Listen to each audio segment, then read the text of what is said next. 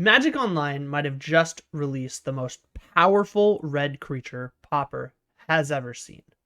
Move over Swiftspear and get ready for Name Sticker Goblin.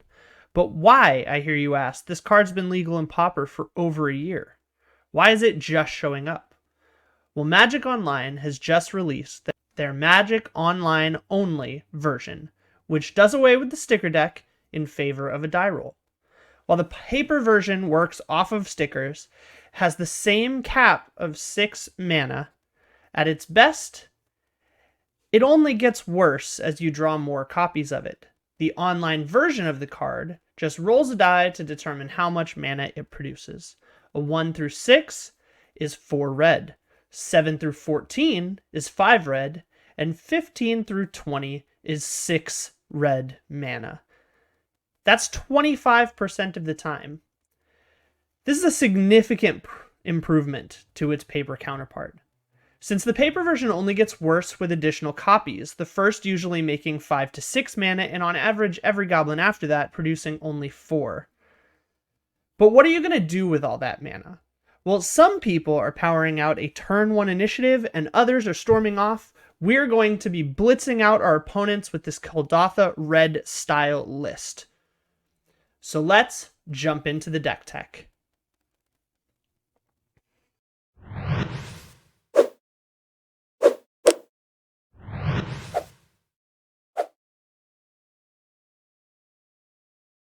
What is up, guys? Welcome back to another Salt and Pauper Saturday video, and today we have a very, very powerful red list coming at you hot. I am currently undefeated with this list since I've started testing it. We are going to do the matches a little bit different just to give you guys as many matches as possible. I'm going to be narrating my replays instead of recording live gameplay footage.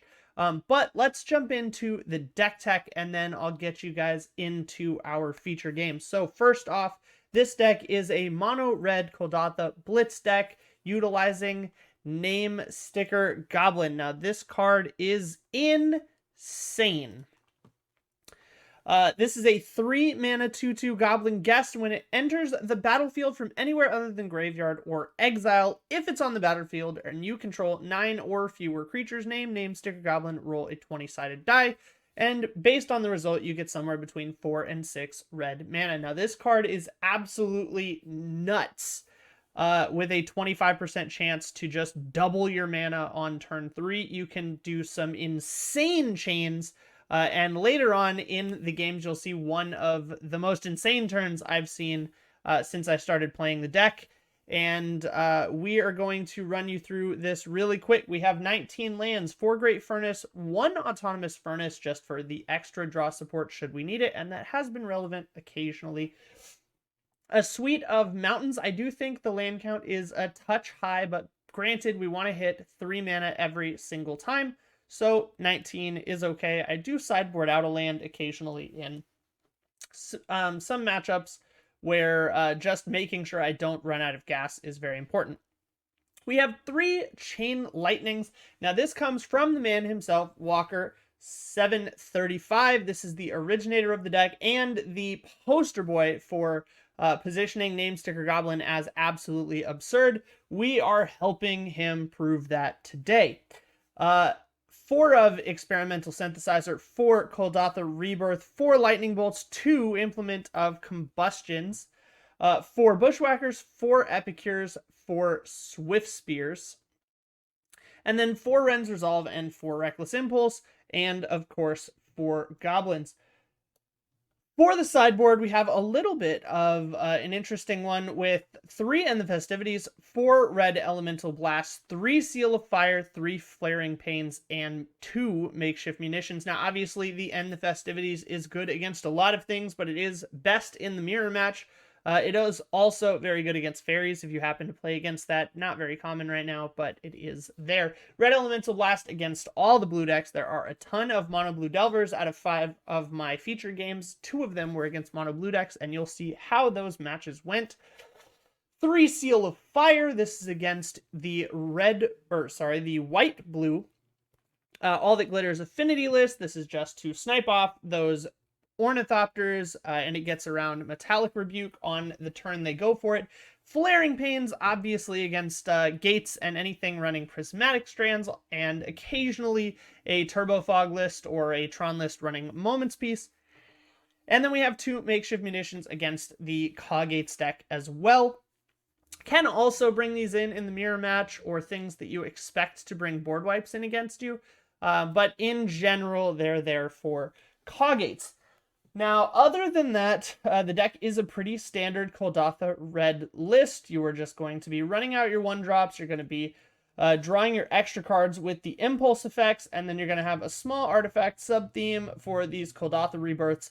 But this name Sticker Goblin can absolutely make some insane turn 3s. You're able to turn 3, play a name Sticker Goblin, make at least 4 mana, play a synthesizer, sack the synthesizer to a Kuldotha rebirth, and then kick Goblin Bushwhacker to attack for 11 on turn 3. If you already have a Monastery Swift Spear and a couple of bolts, that can just kill.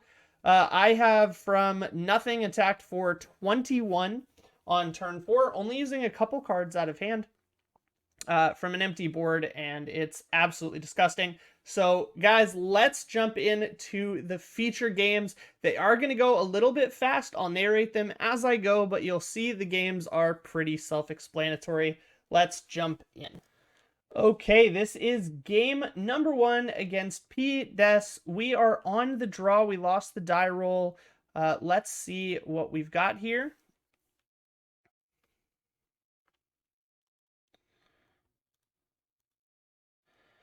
This is our opening hand, no lands. This is an obvious mulligan. We're going to go ahead and mull. This is a great hand. We're going to keep this.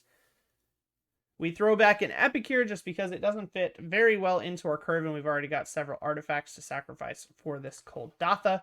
Let's see how it goes. Opponent starts off with an island. We're going to follow it up with a Swift Spear attack, responded to by a mental note, but that's fine. We're going to get in for 1 here. Opponent untaps and just passes. We're going to run out this synthesizer, bait out a counterspell if opponent has it. They do not have it, which is actually great for us. We're going to go ahead and play our land, attack for 2 here, and we're just going to pass. Unfortunate to lose the Ren's Resolve, but we do get snapped and then brainstormed at end of turn. Opponent untaps, plays a Consider.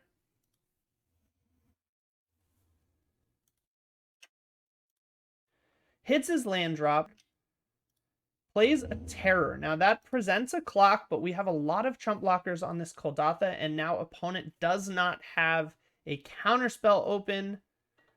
We are going to let it rip on this name Sticker Goblin here. We're going to cash this in for 5 red mana, which is just so much. Immediately sacrifice Synthesizer with this Kuldotha rebirth.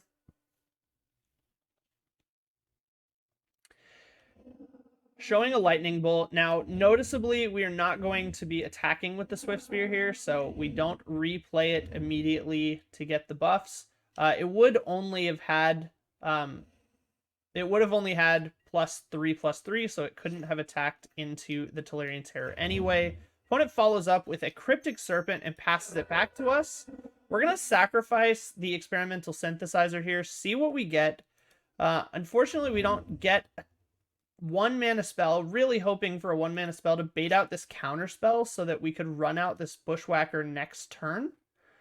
But we don't have to do a whole lot here. We can just pass. We can bide our time. If opponent ever taps out or shows us that they don't have a counter spell, we slam this Bushwhacker. We're probably going to win. Opponent brainstorms at end of turn here. That's fine. Thought Scours himself, which is also not threatening. Opponent not going to be able to attack here. Flashes back a Deep Analysis here, which is really interesting. Wasn't sure that was the correct play, but opponent does hit his land drop. He's got 4 cards in hand, so pretty sure he's going to have a counter spell here. Go for the Reckless Impulse. And opponent lets it through.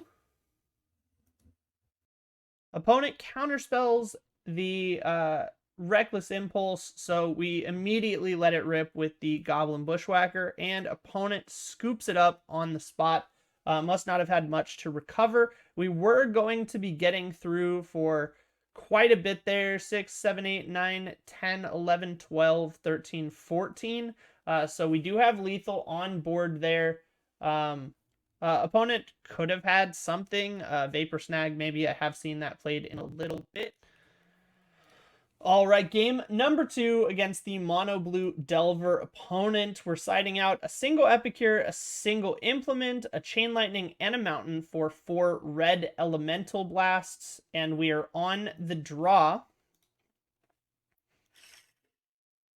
We are going to keep this hand. This hand is very, very good. Not a ton of early action, but several redraws, which is definitely where we want to be for this matchup.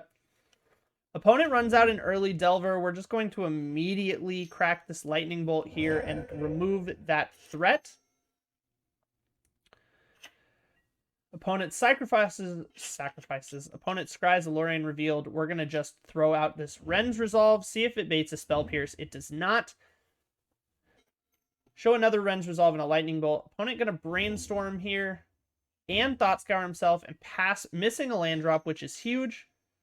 We're going to recast this Ren's Resolve, hitting another Lightning Bolt and a Voldaren Epicure, make our land drop, and pass. Opponent considers here, then plays out another Delver of Secrets. We don't have a ton to do here if he has a Spell Pierce for this Lightning Bolt, but we're going to try. Opponent does not have the Spell Pierce for the Lightning Bolt. That's good. That says we're probably safe to run out this Synthesizer.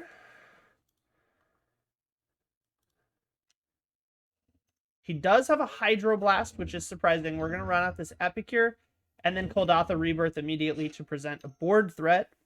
Opponent running out a Terror here and passing the turn with Counterspell up. We do hit this red Elemental Blast, which is clutch because now we get to commit to the board, play this Bushwhacker, red Elemental Blast. And opponent is pretty quick to scoop here. We're going to put him down to 4, I believe.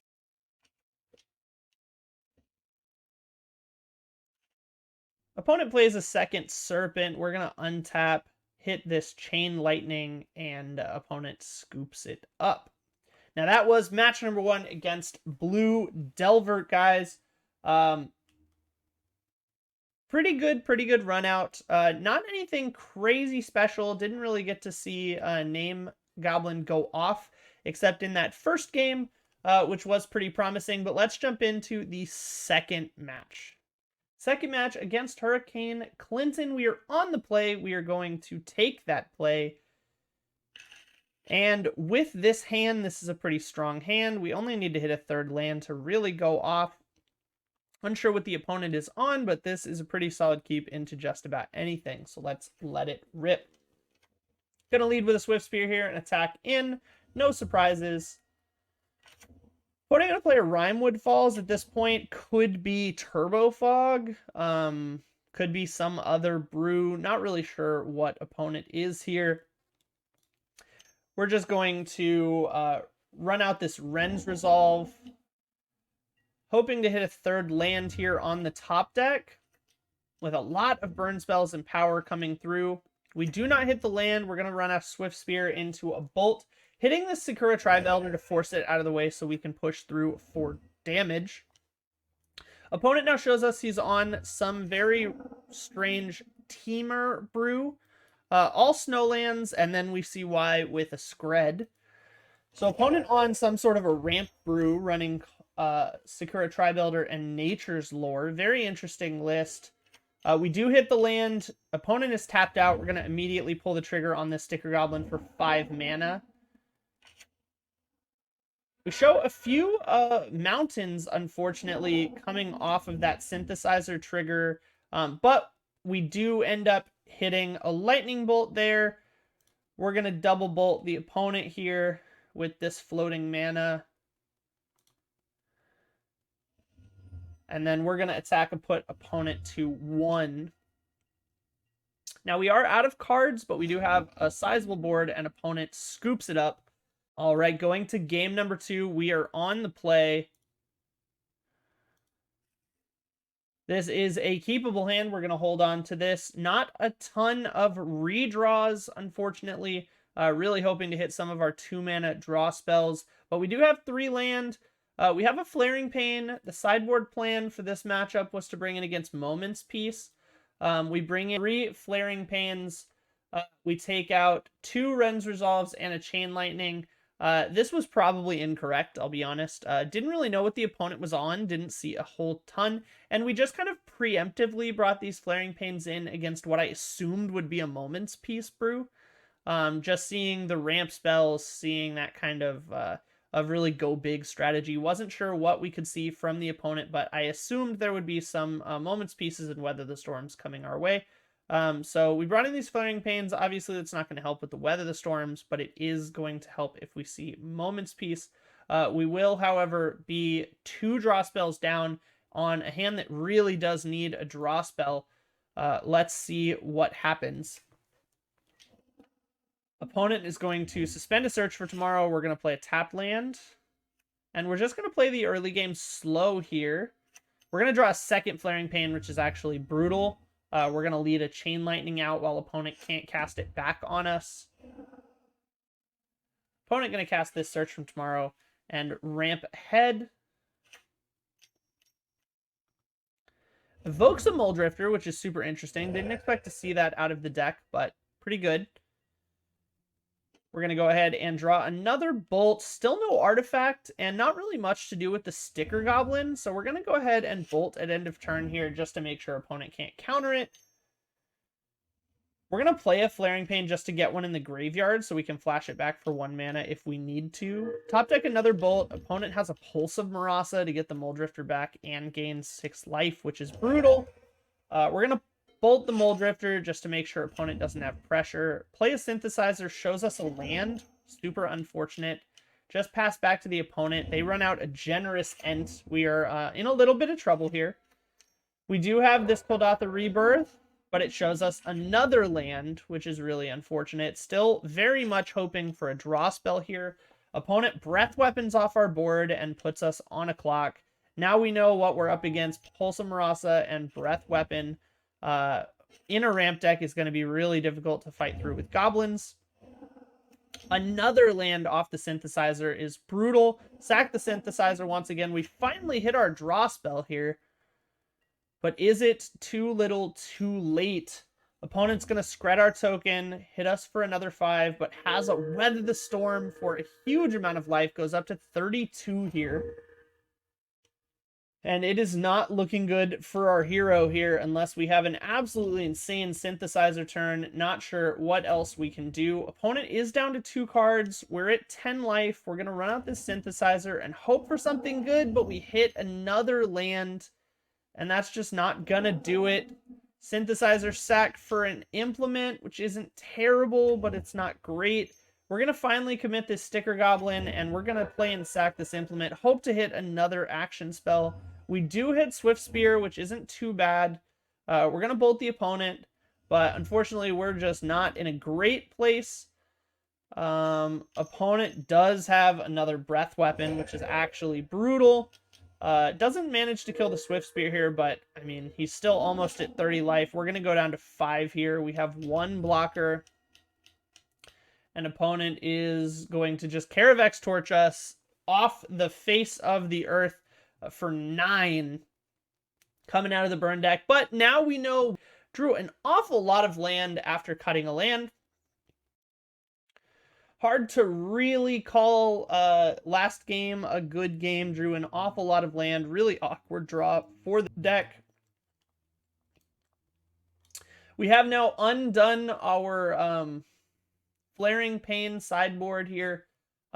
Still have an Implement of Combustion and a Mountain out. We did bring in the 2 makeshift munitions just to help us get a little bit more value out of our goblins, since we did see several board wipes from the opponent in game 2. That just gives us a little bit of action and responses to do if they have more breath weapons on us. Going into game number 3, we are going to be on the play, which is great. And this hand is pretty good. We're going to go ahead and lead on an Epic here. just because the Swift Spear does attack the next turn anyway, so we're going to play that Swift Spear, play another Epic here, and attack. Opponent at 16. Pass back, and we're going to Reckless Impulse, hoping to see some action. We do get another Swift Spear, but we're actually going to elect to hold the Bolt up here just to protect the Swift Spear against another Breath Weapon. Opponent has a Gingerbread Cabin, making a food token, but he is at 14, and there's not really much he's doing. We're going to play another Swift Spear. We're going to cast another Ren's Resolve. Noticeably, this Swift Spear is safe at 2-3. Now we play another land and attack. We should have kept a basic untapped instead of an artifact, just in case we had Ancient Grudge or Cast in the Fire or something. Opponent has a Weather the Storm here for a lot of life back and a lot of time, but we do still have a big board coming at him. We're going to go ahead and tap out the artifact lands, learning from our mistake. This was to guarantee damage against what I assumed was a Breath Weapon, with the Lightning Bolt up to save the Swift Spears if we need them. Since the opponent did not Breath Weapon, we're going to main phase 2 our exiled cards. In reality, we should have just gone for it there. We probably would have had the win. Opponent did not show us a Breath Weapon, but we do still have a huge board in play. Opponent does have another Weather the Storm, which is unfortunate. We probably should have made him pull the trigger in combat, but was really worried about that Breath Weapon. Opponent Altasaurs into a Generous Ent, which is probably the best outcome opponent can hope for. We top deck a Synthesizer, which is great. It's going to give us more gas. We show a Chain Lightning, which is fine. We're going to point it at the opponent to pump up our Swift Spears. We're just going to attack with the Bolt up here. We do have to commit the Bolt to get rid of this Generous Ent. Would have liked this to go with the opponent, or had one more spell, which would have been nice to make sure we traded the Altasaur too, but we do force a lot of damage through. Opponent taking 7 there, replays the Ent. We do get to crack this Synthesizer for an extra Voldaren Epicure. That's going to let us crack this blood, discard this land, hit yet another Epicure. We still get to attack in for a lot of damage here, still hoping opponent does not have a Breath Weapon that would just about clinch out this game. But opponent now at 7 has to go back up to 10 with the food token. All right, we get to untap here, discard another, hit a Bolt, which is great for us. Opponent is at an effective 12, though, and we still have to be very careful about those Breath Weapons. If at any point they draw one, we're in big trouble. We still do get to force through 4 damage here. We get to play an Epicure. Opponent playing around what I can only assume is a Fire Blast, cracks the food in response. Then we get another Blood Token and ping from the Epicure. We still have 3 damage coming through his creatures. Opponent still can't attack us, which is great for us. We hit a Ren's Resolve, which is a huge top deck here to show us some gas. We have a Bushwhacker. We play the Bushwhacker. Game over.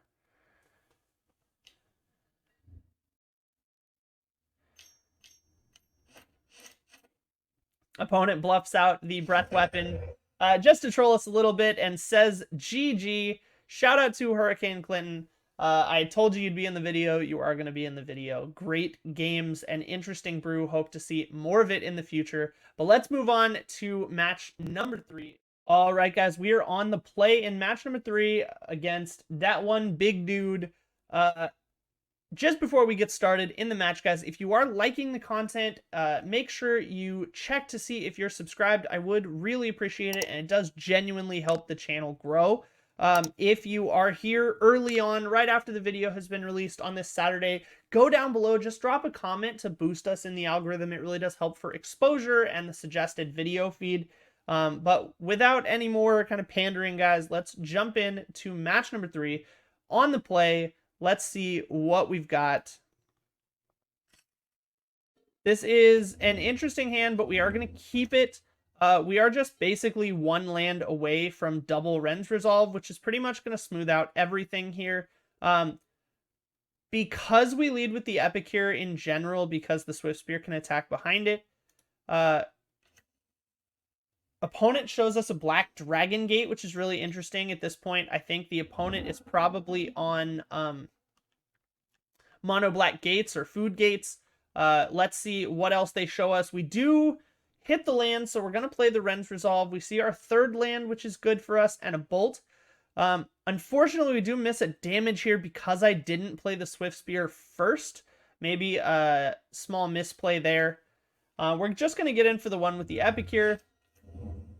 Opponent plays another gate, naming red. We do get to immediately slam this Name Sticker Goblin, which is pretty insane. We're going to follow it up with a Monastery Swift Spear, play this Ren's Resolve, play a Lightning Bolt. Opponent is going to bolt our Swift Spear, but we have another bolt to protect it, and we're going to get in there for 5 damage, putting the opponent at 7. Have a lot of pressure here, and opponent scoops it up. Let's go to game number 2. Game number 2 against that one big dude. We are on the we are on the draw after winning game number 1. Gates, I feel, in general, is a pretty good matchup for us just because they're going to have a lot of tapped lands. We have a very strange opening hand. Monastery Swift Spear, double Ren's Resolve, double Name Sticker Goblin, but we're in a similar boat where if we can just hit a land of pretty much any kind, only one of our lands enters tapped. We get to Ren's Resolve into a third land, and then double Name Sticker Goblin will absolutely finish this match up. From the sideboard, expecting more board wipes from the opponent, so we bring in the makeshift munitions here, taking out 2 Chain Lightnings just to avoid them pointing them back at us. We did see all the bridges naming red in the last game, so we're assuming they're on Mardu Gates, which is a deck I haven't seen a ton of. Very interesting. But we bring in the makeshift munitions against what we assume are Sacred Cats and other creatures like that. Let's run through and see what we can do on the draw. Opponent starting out with a tapped land. We're going to get in there with a Swift Spear on turn 1. The average red deck plays this day. Opponent has a Galblast to remove our Swift Spear, which is really awkward. We are going to go ahead and untap with a Lightning Bolt in play, but we hit our second land. It is a turn late, but we are going to immediately slam that land and cast a Ren's Resolve here. This shows us a tapped land, which is unfortunate, but it is a third land in case we need it. We're hoping to hit a third land. Opponent just plays Lembas, which isn't super concerning, and passes it back to us. We do hit our third land, which is absolutely insane. We are going to Name Sticker Goblin here. Name Sticker Goblin is going to hit us 5 mana. We're going to immediately play next Name Sticker Goblin down to 2 mana here, and then back up to 7 mana. So we have a lot to work with.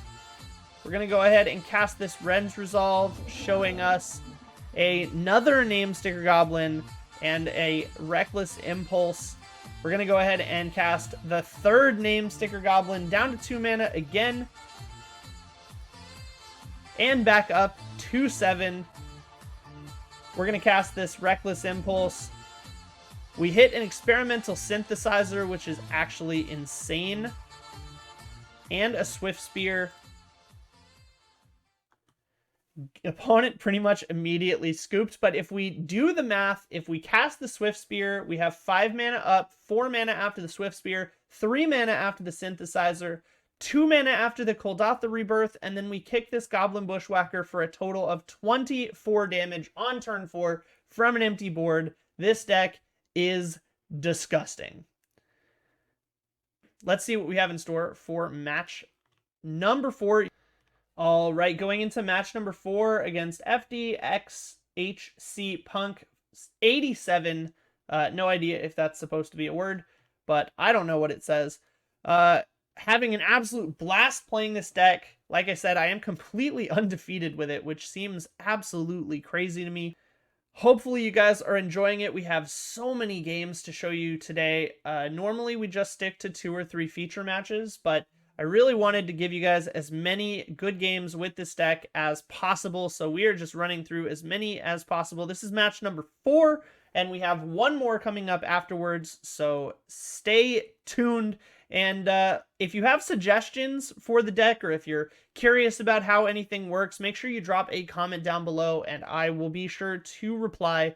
And The deck list for this list will also be down below. Now, keep in mind, if you are thinking about playing this in Pauper, it is going to operate a little bit differently, but the power level is still there, so definitely consider it. I picked up a couple play sets of foil name sticker goblins myself. I will be playing this in paper at my locals 100%. But that being said, we lost the die roll. We are on the draw in match number 4. This looks like a keep to me. It is a little bit slow, but we're going to run with it. Opponent also on red. Okay, so we've got a decent matchup here. We've played a mono blue deck. Now we see a mono red deck. We're going to bolt that Swift Spear immediately. Opponent leads on a Ren's Resolve. We are going to Reckless Impulse. Opponent Lava Spike lightning bolts us, which says to me that opponent is on more of a burn strategy. We're going to lead out on this experimental synthesizer, showing us a lightning bolt.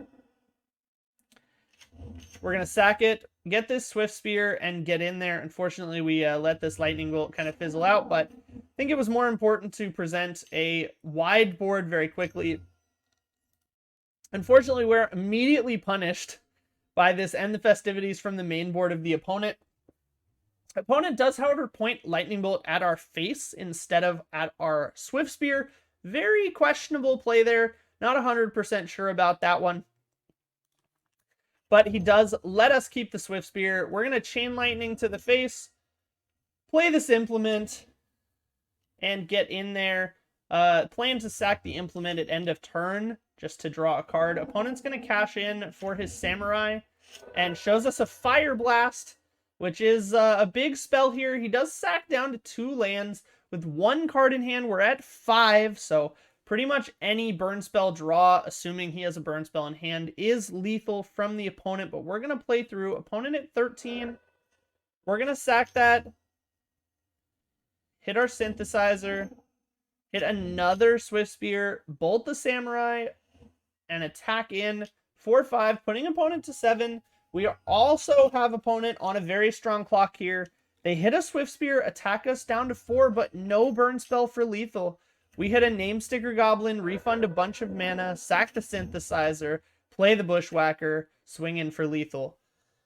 Very, very close game from the mono red opponent, but let's head in to game number 2. All right, game number 2. We bring out a Kuldotha Rebirth, a Chain Lightning, and an Epicure. Bringing in the Seal of Fires. We brought these in against the opponent's Monastery Swift Spear just to pick those off if we need to. Did not bring in the End the Festivities because we didn't see any Kuldotha Rebirths from the opponent. We only saw burn spells, so we're assuming they're on some sort of pinger burn, on like a Kessig Fire Breather type list. So we did not bring the End the Festivities, but let's see what we've got going into game number 2. This is unfortunately a mulligan, but this is a keep. We're going to throw back a land. We have 2 draw spells in the Name Sticker Goblin. We're just going to hope we draw action. Once again, we're going to turn 1 bolt the Swift Spear. Play our land, Reckless Impulse to set up the sticker turn. We're going to play our land, Sticker Goblin, play the Experimental Synthesizer. We got 5 mana. We have 4 mana left. We're going to Ren's Resolve. We're going to Reckless Impulse. We see 3 lands out of 4 spells, which is crazy. Opponent plays double Lava Dart to pick off our Name Sticker. We're going to play an Epicure, a Seal of Fire. Double land in hand. Now, we do make a misplay there. Unfortunately, I misunderstood Stirring Blaze. I forgot how that card worked and that it had double targets, so I tried to Seal of Fire away my own 1/1 to avoid taking the 3 damage, and instead I just lost my Seal of Fire and took the 3 damage anyway. Opponent has a Ren's Resolve here, so do we. We hit another Name Sticker Goblin in a land. We're going to drop the Name Sticker Goblin, sack for our Samurai, revealing a Lightning Bolt. We're going to Bushwhacker here and Lightning Bolt, push some damage through. Opponent has a Lightning Bolt here, but we're still going to get 5 in. Was unsure if they were going to double flashback Lava Dart, but it looks like they wanted to get through these straw spells first. And there is our Thermo Alchemist, so we were correct in assuming the opponent was on Pinger Burn. We hit Synthesizer into Synthesizer here, which is a pretty wild top deck, into a third Synthesizer, which is yet another pretty wild top deck. We hit a a Reckless Impulse there into Land and Bushwhacker, but we are going to let the Bushwhacker die, or remain in exile, rather. We play out the Swift Spear and just get in for 4. Opponent down to 7. We're at a pretty healthy 16. Opponent has an End the Festivities, combining that with another End the Festivities, and that's going to take care of our board. Opponent commits here with a double flashback Lava Dart to put us really low. We go to 7, but we untap, play a Seal of Fire, pick off the Swift Spear, sacrifice the Synthesizer for a Samurai token, play and attack with the Goblin Bushwhacker, which puts us to 2. We're going to let this name sticker Goblin stay in exile, but with the Implement of Combustion, we have lethal here through the Kessig Flame Breather, but we also had double Synthesizer to buy it back.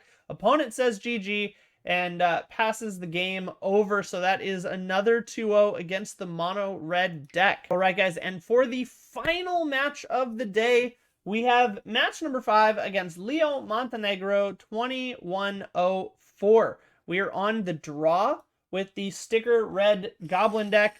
This is a keep. We're going to keep it. Opponent on another mono blue Delver list, so this is a matchup we've beaten before. We're going to immediately bolt that. Opponent just passes with a counterspell up. We're going to go ahead and run out the Synthesizer to see if we can bait a counterspell. Opponent does have a lose focus. We're going to go ahead and take the counter there. Plays our tapped land, so it unlocks third land for Sticker Goblin. If we hit it, we don't. We hit another Ren's Resolve. We're just going to go ahead and run out this Ren's Resolve into a counterspell to see if opponent has it.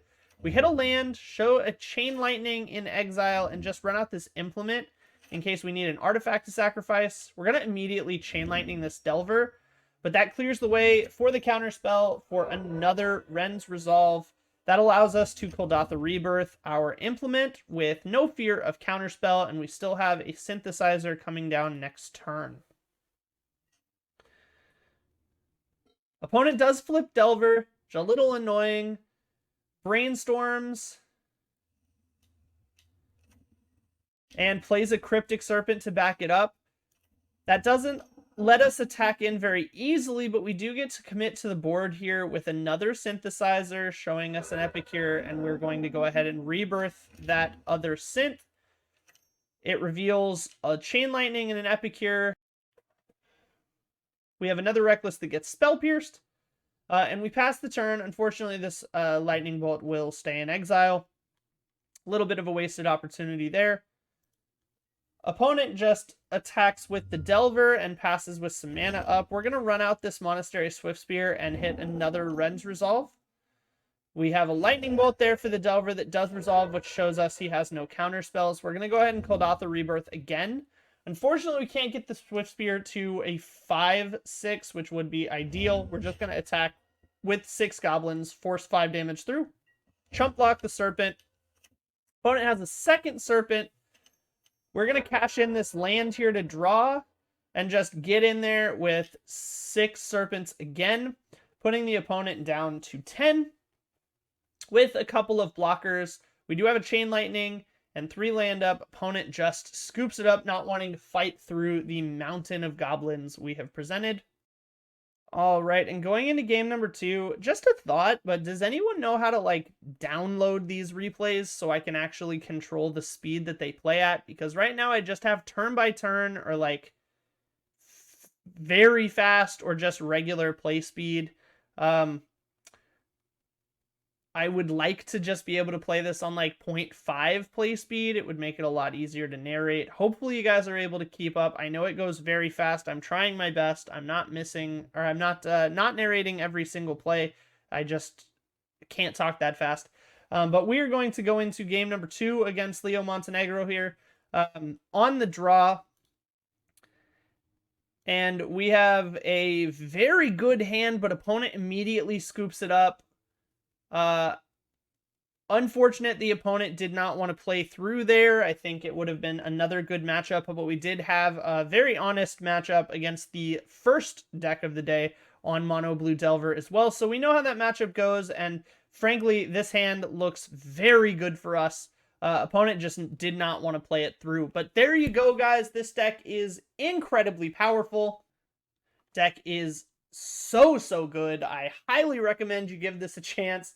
If nothing is done and if no additional changes are made to Namesticker Goblin, I think this card might be in line for a ban. Now, it is worth noting, guys, just in case you play against this deck or this card, you can burn the Goblin in response to the trigger, which denies them the mana.